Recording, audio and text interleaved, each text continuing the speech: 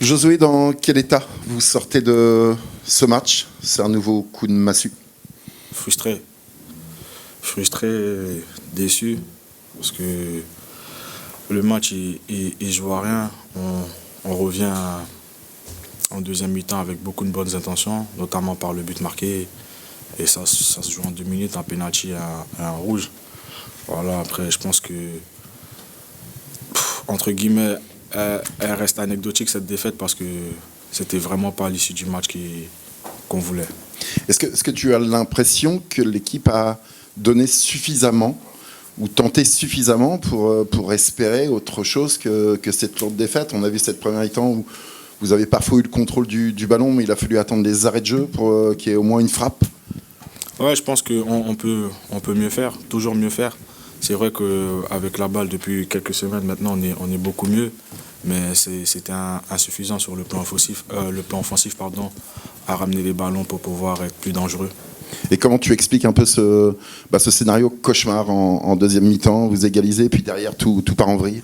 Comme je dis, c'est anecdotique, tout va très vite, tout se passe très vite. Voilà, il y a le but qu'on marque, l'égalisation, le penalty qui est sifflé pour eux dans la foulée et le carton rouge. Voilà. Justement, j'allais vous demander, c'est quoi pour vous le tournant du match? C'est le penalty, le carton rouge?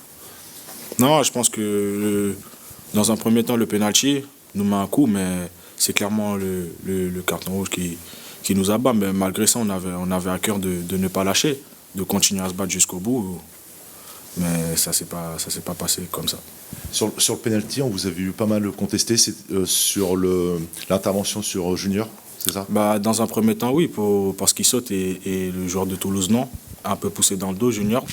Et deuxièmement, dans un second temps, pour pouvoir dire que Etienne il touche la balle avant de toucher le joueur, si je ne me trompe pas.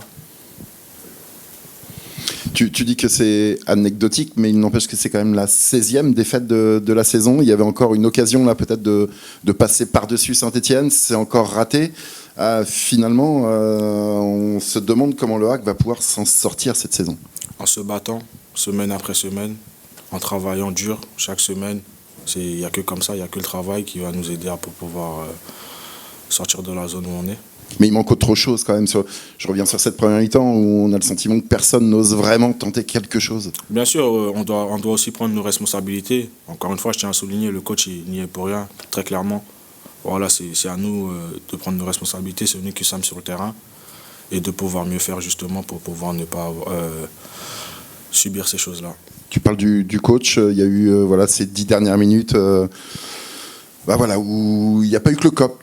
Tout le stade a demandé la démission de Didier Digard. Vous, joueurs, comment vous recevez ce message?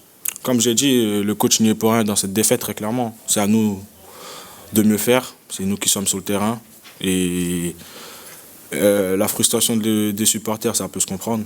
Voilà, on a manqué 2 occasions pour pouvoir passer devant Saint-Etienne et ça n'a pas été fait. Donc voilà, après nous on est soudés entre nous, staff et joueurs.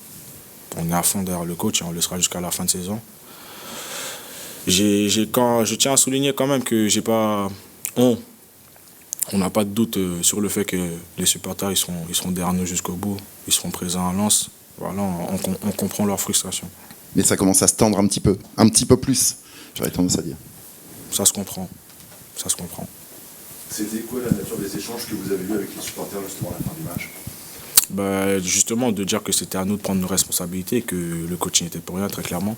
Très clairement, c'est ça. Et comment eux ont réagi quand il y a eu cet échange? Il y a un peu tout, un peu qui sont d'accord et d'autres non, mais c'est pas le plus important. Le plus important reste de rester soudés et de combattre ensemble. Merci. Quand on est sur Petite dernière. Quand on est sur le terrain, justement, et qu'on entend la vindicte des supporters contre le coach et qu'on est joueur, on se sent coupable, on trouve ça injuste, qu'est-ce qu'on ressent en fait? On se dit que ça fait partie du jeu, il faut assumer.